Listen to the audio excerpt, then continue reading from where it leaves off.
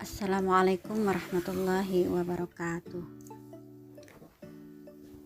Anak-anak ibu yang ibu banggakan dan ibu sayangi, baik, pada hari ini kita akan kembali mempelajari bidang studi akidah akhlak kelas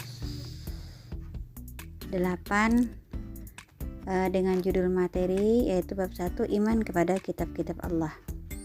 Baik, kita mulai pembelajaran kita pada hari ini dengan membaca basmalah. Bismillahirrahmanirrahim. Nah, ibu awali dengan pengertian iman kepada kitab-kitab Allah. Ya. Jadi, iman kepada kitab-kitab Allah adalah meyakini dengan sepenuh hati bahwa Allah telah menurunkan kitab-kitab kepada para nabi dan rasulnya untuk disampaikan kepada seluruh umat manusia.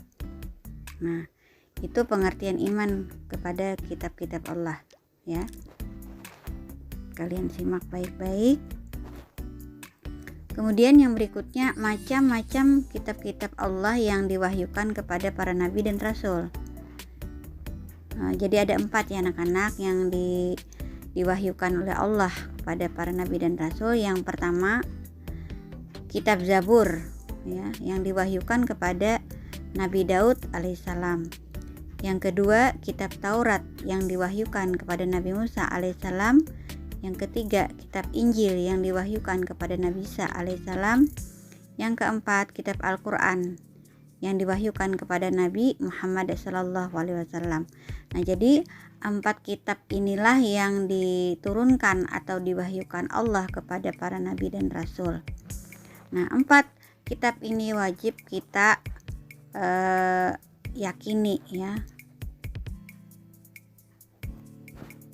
Nah, kemudian yang berikutnya, selain kitab juga ada yang diturunkan Allah, yaitu suhuf.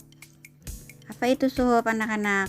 Suhuf artinya kalau menurut bahasa berarti lembaran, ya. Jadi suhuf itu artinya lembaran.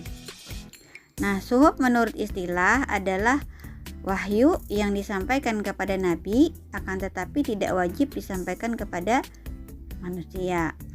Jadi berbeda ya anak-anak dengan kitab tadi. Kalau kitab wajib disampaikan.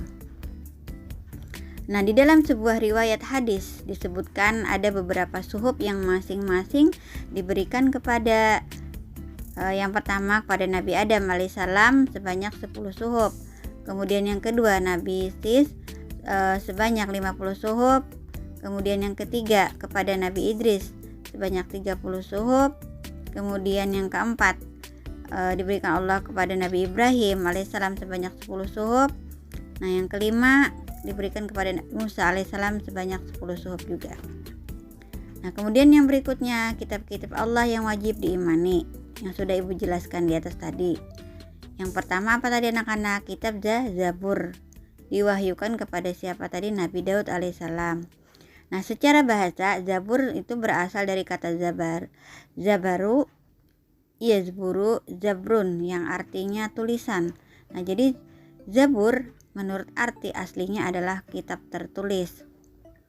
Kemudian yang kedua, kitab Taurat yang diwahyukan kepada Nabi Musa alaihissalam. Nah, Taurat dalam bahasa Ibrani adalah Torah.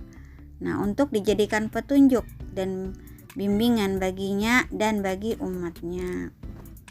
Yang berikutnya, yang ketiga, anak-anak perhatikan, kitab Injil yang diwahyukan kepada Nabi Isa alaihissalam. Nah, kitab Injil adalah kitab yang diturunkan oleh Allah sebagai pedoman dan petunjuk hidup bagi Bani Israel. Nah, yang terakhir, kitab Al-Quran, yaitu kitab kita semua, ya, kitab orang Islam, itu diwahyukan kepada Nabi Muhammad SAW. Nah, jadi kitab Al-Quran itu menurut bahasa berarti bacaan. Adapun menurut istilah adalah kalam Allah, ya. Nah, kemudian bagi yang membacanya merupakan ibadah ya anak-anak. Nah, isi pokok kandungan Al-Quran, yang pertama tauhid, ya, yang kedua ibadah, yang ketiga janji dan ancaman, yang keempat hukum-hukum dan peraturan yang mengatur kehidupan manusia, ya. Kemudian yang kelima, kisah dan riwayat orang-orang terdahulu. Nah, jadi ada 5 juga isi pokok kandungan Al-Quran. Nanti yang artinya nanti kalian baca sendiri ya.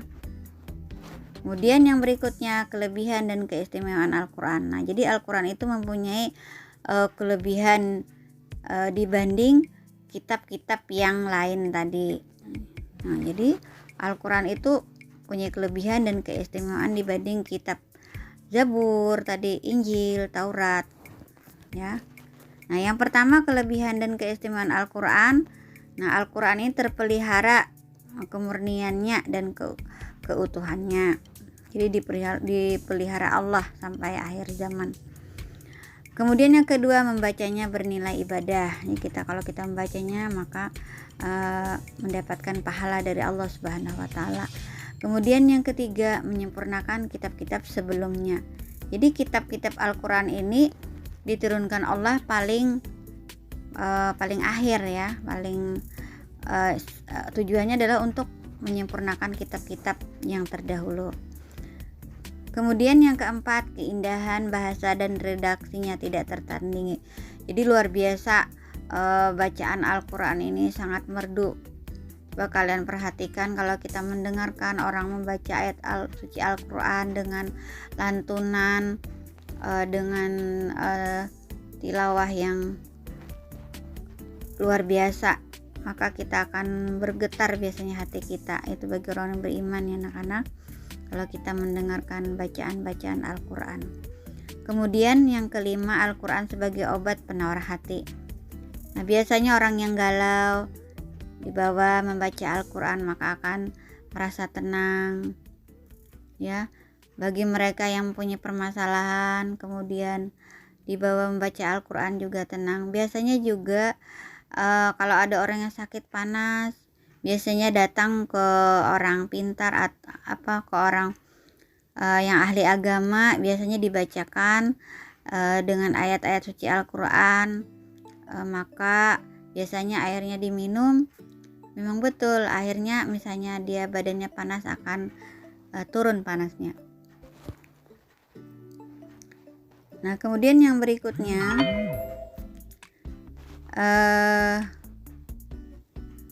fungsi dan tujuan diturunkannya Al-Quran. Tujuannya adalah tujuan diturunkannya Al-Quran adalah untuk menuntun manusia ke jalan yang benar agar selamat di dunia maupun di akhirat. Nah, sedangkan fungsi diturunkannya Al-Quran adalah sebagai pedoman dan petunjuk hidup manusia. Nah, tujuannya apa tadi anak-anak? Ya, untuk menuntun manusia ke jalan yang benar supaya selamat di dunia maupun di akhirat. Sedangkan fungsinya tadi sebagai pedoman dan petunjuk bagi manusia. Nah, kemudian yang keempat, nama-nama lain dari kitab Al-Quran. Yang pertama Alkitab, yang kedua Al-Furqan, yang ketiga Az-Zikir, yang keempat Al-Huda, yang berikutnya An-Nur, dan yang berikutnya adalah Al-Bainah. Nah, kemudian yang berikutnya hikmah beriman kepada kitab-kitab Allah. Yang pertama, memiliki rasa hormat dan menghargai kitab suci sebagai kitab yang memiliki kedudukan di atas segala kitab yang lain. Itu hikmahnya ya anak-anak. Yang kedua, berusaha menjaga kesucian kitab suci ya. Kemudian yang ketiga, meningkatkan keimanan kepada Allah yang telah mengutus para rasul untuk menyampaikan risalahnya. Yang keempat, hikmahnya hidup manusia menjadi tentram ya karena adanya hukum yang bersumber pada kitab suci. Yang kelima, hikmahnya termotivasi untuk beribadah ya. Kemudian yang keenam, menumbuhkan sikap optimis. Yang terakhir, yang ketujuh, terjaga ketakwaannya dengan selalu menjalankan perintah Allah Subhanahu wa taala dan menjauhi semua larangannya. Itu ada 7 hikmah beriman kepada kitab-kitab Allah. Nah, sekarang Ibu siapkan latihan soal. Soal yang pertama ini kalian jawab nanti di buku latihan ya. Kalian tulis soal, kemudian kalian jawab. Soal yang pertama, apa pengertian iman kepada kitab-kitab Allah? Yang kedua, sebutkan kitab-kitab yang diwahyukan Allah beserta nabi yang menerimanya. Yang ketiga, sebutkan isi pokok kandungan Al-Quran.